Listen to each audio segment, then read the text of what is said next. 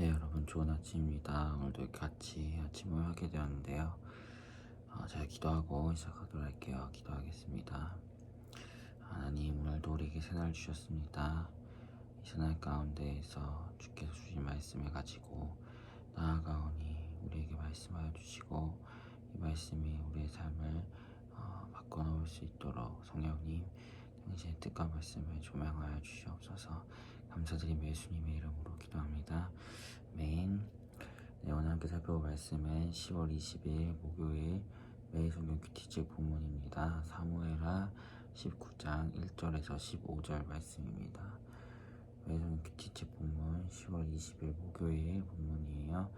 사무엘하 19장 1절에서 15절 말씀 20분 동안 묵상하시고 20분에 같이 나누며 있으면 좋겠습니다. 사무엘하 19장 1절에서 15절 말씀입니다.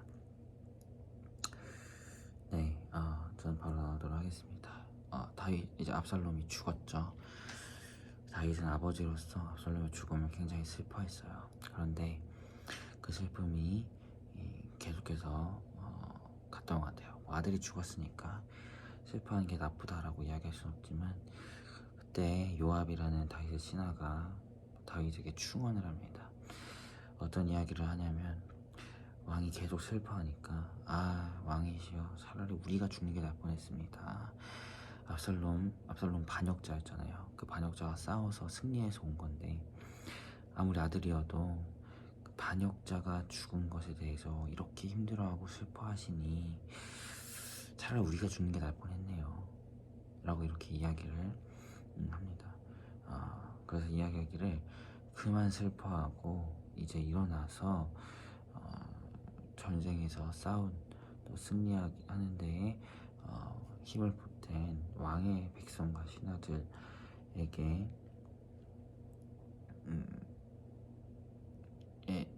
애들이 부끄럽지 않도록 이제 그만 슬퍼할 것을 이야기하면 우리가 말씀을 통해서 보게 됩니다. 요압의 말이 일리가 있죠. 기껏 싸워서 승리를 가져다 줬더니 왕이 자기들과 싸웠던 상대편 적장을 죽었다는 것을 가지고 계속 슬퍼만 한다면 그것이 다윗 편의 사람들에게 사실 좀 실망스러운 반응이기도 하잖아요. 아무리 아들이지만 그런 충언을 요압이 이제 다윗에게 한 거죠. 그래서 다윗이 다시금 정신을 차리고 이제 그만 슬퍼하고 이 전쟁에서 승리한 것에 대한 것을 이렇게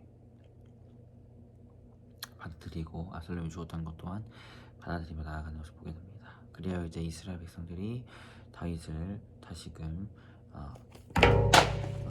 다윗 왕으로 인정하고 또 다윗이 다시금 하나님의 그 다윗의 궁으로 돌아오는 것에 대해서 결의를 하고, 그리고 다윗을 다시금 다윗의 궁으로 돌아오게 되었다는 것을 우리가 오늘 말씀을 통해서 확인하게 됩니다. 오늘 말씀을 통해서 보게 되는 것은 먼저는 다윗이 한 아버지로서 아들이 죽은 것에 대해서 굉장히 슬퍼했는데요. 그것을 슬퍼할 수 있지만 그것에만 집중해 있는 것이 아니라 그들과 어쨌든 압살롬은 반역자였기 때문에 다윗 편에 서서 함께 싸워준 동역자들에 대한 감사의 표시를 놓치고 있었다는 것을 말씀 통해서 먼저 보게 되죠. 때로 우리가 함께했던 동역자들의 소중함을 나의 상황에 묻혀서 잊어버리고 또 감사를 놓치게 되는 것들이 있는 것 같아요. 근데 먼저는 나와 함께 해준 나의 동역자들에 대해서 마땅한 감사를 표하는 우리가 되었으면 좋겠고, 무엇보다 오늘 말씀에서 우리가 또 보게 되는 건 다윗이 결국 자신의 궁으로 다시 돌아오게 돼요. 처음에 압살롬의 반역으로 인하여 궁에서 쫓겨났을 때 사실 군대도 없이 이렇게 쫓겨났는데, 하나님의 은혜로 사람들을 보내주시고 붙여주셔서 군대도 조직하게 되었고, 그 가운데 압살롬과 싸움을 통하여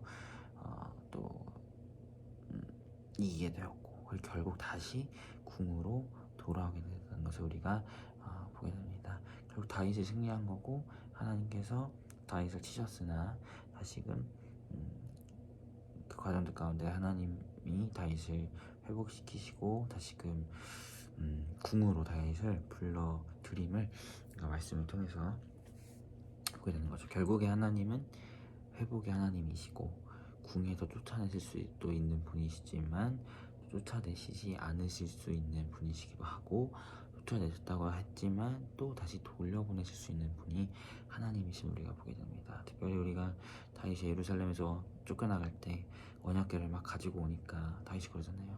덜아, 혹시 하나님께서 나를 긍휼히 여기셔서 나를 다시금 이 언약궤가 있는 이곳으로 불러오실지 어떻게 아느냐라고 이야기하며 잠잠한 하나님을 향한 기대를 내비쳤었는데, 결국 그러한 하나님을 향한 잠잠한 기대처럼 하나님께서 결국 다시금 다윗의 궁으로 불러주시고 세우셨다는 것을 우리가 보게 된다는 것이죠. 이처럼 하나님은 결국 우리를 세우시기도 하지만 또 그 자리에서 물러나게 하시기도 하고 또 다시 그 자리로 세우시기도 하는 그런 분임을 우리가 기억했으면 좋겠어요. 어쩌면 다윗이 밧세바를 취한 그 죄로 인해서 이런 일들이 지금 펼쳐지고 있는 것인데, 왕으로서 다윗이 어쩌면 그랬을 수 있었을 것 같아요. 내가 왕인데 저 여자 뺏는 거 어쩌면 일도 아니지, 이런 생각을 할 수 있었겠죠. 또 그런 왕으로서의 권위로 그렇게 행했을 수 있고, 하지만 하나님께서는 이 압살롬의 반역을 통해서 너가 왕 된 거 하나님이 세우셨기 때문에 왕이 된 거지, 그렇다고 해서 너가 막 너의 권위를 부려서 그런 죄악들을 행해서는 안 된다라는 것을 분명하게 보여주신 거죠. 내가 너를 세웠기 때문에 너를 이 궁에서 쫓아내기도 하고, 내가 너를 다시금 이 궁으로 돌려보내기도 하는 하나님이라는 것을 하나님께서 이 거점들을 통해서 다윗에게 말씀하셨음을 보게 된다는 것입니다. 우리가 이 사실을 기억하면서 우리 삶 가운데 섭리하시는 하나님을 기억하고 하나님 앞에 늘 겸손했으면 좋겠습니다. 하나님의 일하심과 섭리와 주권적인 사역들이 우리 가운데 있음을 고백하며 하나님 앞에 겸손히 섰으면 좋겠고, 하나님을 망각하면 결국 다윗처럼 교만하여져서 나를 세우신 분이 하나님인데 그것을 망각하고 막 죄를 짓고 그로 인해 이런 슬픈 일들을 막 당하게 되는 안타까움을 겪는 것이 아니라, 나를 세우신 분이 하나님이고 이 자리에서 패하실 수 있는 분도 하나님이고 다시 세우실 수 있는 분도 하나님이라는 것을 기억하면서 늘 하나님 앞에 겸손히 엎드리며 나아가는 우리 여러분이 되기를 예수님의 이름으로 소망합니다. 아멘. 제가 기도하도록 할게요. 하나님, 다윗을 세우시기도 하고 패하시기도 하고 다시금 세우시기도 했던 분이 여호와이심을 기억합니다. 이 사실을 망각했던 다윗은 교만히 하게 또 왕으로서 남의 여자를 강제로 빼앗는 것을 죄악을 그런 범했음을 우리가 보게 됩니다. 그러나 하나님께서는 압살롬의 반역을 통해서 그러한 다윗을 꾸짖으시고 그 자리에 세우신 분도 패하신 분도 하나님이심을 보게 하였습니다. 우리가 이 사실을 기억하며 우리 삶 가운데 역사하시고 섭리하신 하나님 앞에 날마다 겸손하게 엎드리게 하시고, 우리를 부르시고 세우신 그 하나님 앞에 엎드리며 하나님과 동행하며 하나님이 기뻐하신 모습으로 나아가는 우리 피플이 될 수 있도록 주님 함께하여 주시옵소서. 감사드리며 예수님의 이름으로 기도합니다. 아멘. 여러분 모두 고생 많으셨고 오늘 하루도 주 안에서 평안한 하루 되시길 바라겠습니다. 샬롬.